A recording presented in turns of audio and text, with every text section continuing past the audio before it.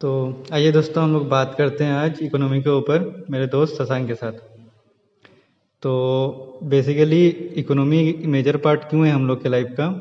क्योंकि अगर हम लोग को रोटी, कपड़ा या मकान चाहिए तो बिना पैसे का तो किसी को मिलता ही नहीं है। तो ऑब्वियस है। बेसिकली हम लोग को जो रोटी, कपड़ा और मकान चाहिए उसमें इकोनॉमी का एक अहम रोल है। तो शशांक जी का क्या उसमें पॉइंट है?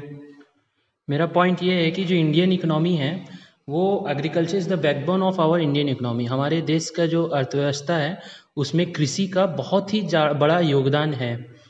अब देखा जा रहा है जैसे कि अभी जितनी गर्मी पड़ी है उसको लेके हो सकता है कि पानी जो गिरने वाला है वो थोड़ा देरी से गिरे, या थोड़ा भी वेस्टर्न डिस्टर्बेंस के कारण अगर रेनी सीजन में और इसमें वेस्टर्न डिस्टर्बेंस से जो वाटर रेन आएगा वो अगर देर होता है या कुछ भी होता है तो हो सकता है कि भारी मात्रा में नुकसान पहुंचे। जी, बिल्कुल। जो बोल रहे हैं शशांक जी वो तो सही बात है।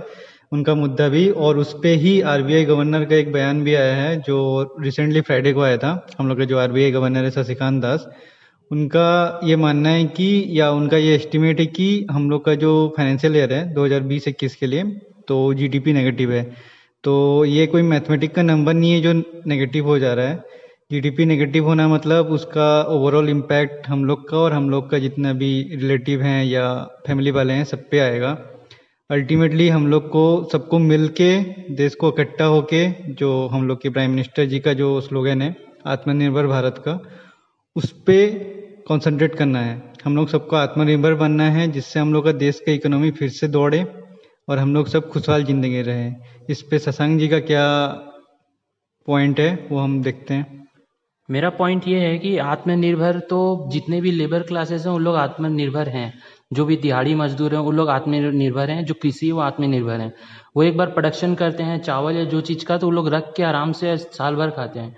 यहाँ पे उड़ीसा में देखा जाता है कि हम लोग पखाड़ भात खाते हैं। इतनी गर्मी पड़ती है क्योंकि उड़ीसा हॉट क्लाइमेट है और क्लाइमेट तो बहुत ही दशक तक का चेंज नहीं होते हैं, डिकेड लगता है चेंज होने में। तो वो तो अपना लिवलीहुड चला लेंगे, पर जो बड़े बड़े कंपनी वाले हैं, बड़े बड़े जो कॉन्ट्रैक्टर सब हैं उनको बहुत मुसीबत आएगा, क्योंकि जो भी पलायन हो रहा है, जितने भी दिहाड़ी मजदूर लोग अपने अपने घर जैसे तैसे पहुंच जा रहे हैं, उन लोग कहीं कहीं सुनने भी आ रहा है कि लोग बोल रहे हैं कि रोटी नमक खा लेंगे पर अपने काम पे वापस नहीं जाएंगे। अगर ऐसा होता है तो बड़े बड़े प्रोजेक्ट भी रुक जाएंगे, स्लो पड़ जाएंगे, रुकेंगे नहीं भी तो स्लो पड़ेंगे, और जो लेबर मिलेगा उनको बहुत हाई कॉस्ट देना पड़ेगा क्योंकि वो लोग जल्दी मानेंगे नहीं। फिर उन लोग को सिक्योरिटी भी चाहिए रहेगा, जहाँ पे जाएंगे वहाँ पे खाने पीने हर चीज़ का।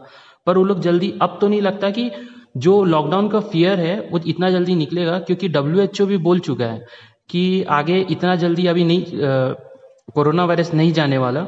और जिस जिस तरह की हम लोग देख रहे हैं कोरोना वायरस में म्यूटेशन हो रहा है, तो हो सकता है वैक्सीन निकलने के बाद फिर म्यूटेशन हुआ या कुछ भी हुआ, तो आगे का कोई बोल नहीं सकता है कि ये कोरोना वायरस कब जाएगा। यहाँ तक का डब्ल्यूएचओ ये भी कह चुका है कि कोरोना वायरस एड्स की तरह हमारी ज़िंदगी में रह सकता है, बस हमें उसी तरह रहना पड़ेगा जैसे हम अभी चल रहे हैं। प्रॉपर सैनिटाइजेशन और मास्क पहनना, दूरी बनाना, सोशल डिस्टेंसिंग, ये सब लेके चल सकते हैं। पर इस तरीके में जो लेबर लोग हैं, जो लेबर लोग का मन का भय नहीं निकलेगा कि वो लोग काम कर सकते हैं जाके शहर में वापस से। और जबकि शहरों में और ये बहुत सारे जो डेवलपिंग स्टेट्स है या डेवलपिंग हम लोग का जो कंट्री है वो बहुत बहुत ही ज़्यादा लेबर के ऊपर भरोसा रखता है, क्योंकि बड़े बड़े ब्रिज से लेकर कुछ भी चीज़ बनते हैं तो वहाँ पे लेबर लोग जाके काम करते हैं। अगर लेबर ही नहीं जाएंगे तो वो ब्रिज में ना लोहा लगेगा, ना सीमेंट लगेगा, ना बालू लगेगा, और ना ही वहाँ पे बड़े बड़े जो अपने इंजीनियर हैं और बड़े बड़े मतलब कि मैनेजर्स लोग हैं उन लोगों को काम मिलेगा। तो ज़रूरी नहीं है कि आपका इंजीनियर और अगर वो लोग काम करना चाहेंगे, इंजीनियर हुए कि बड़े बड़े मैनेजर्स हुए जो एमबीए के हैं, आईआईटी के हैं, उन लोग को काम अगर मिल भी जाता है तो मेरे को नहीं लगता है कि उन लोग को लेबर ना काम करने से उन लोग को कुछ इम्पैक्ट नहीं देखा जाएगा। ऐसा नहीं है, बहुत कुछ उनको हो सकता है साइड इफेक्ट टाइप का है वो, एक तो एडवर्स इफेक्ट तो पड़ेगा ही पड़ेगा। और इस बात पे आपका क्या कहना है सुभाष सर? जी, तो थैंक यू। शशांक जी का जो पॉइंट था उसमें एक्चुअली बहुत कुछ हम लोग का जो लोकल मन की बात रहता है वो हम लोग का सामने लाए।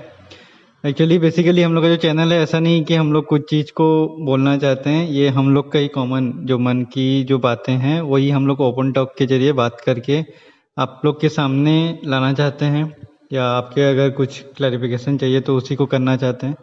तो बेसिकली हम लोग का चैनल का पर्पस यही है। तो अगर आपको किसी और टॉपिक के ऊपर या किसी और चीज़ के ऊपर क्लैरिफिकेशन चाहिए तो हम लोग उसके रिगार्डिंग पॉइंट लाएंगे, और अगर किसी का हम लोग को ज़्यादा पॉइंट अच्छा भी लगा तो हम लोग उसका नाम भी मेंशन करेंगे चैनल में। तो थैंक यू, आज के लिए इतना ही।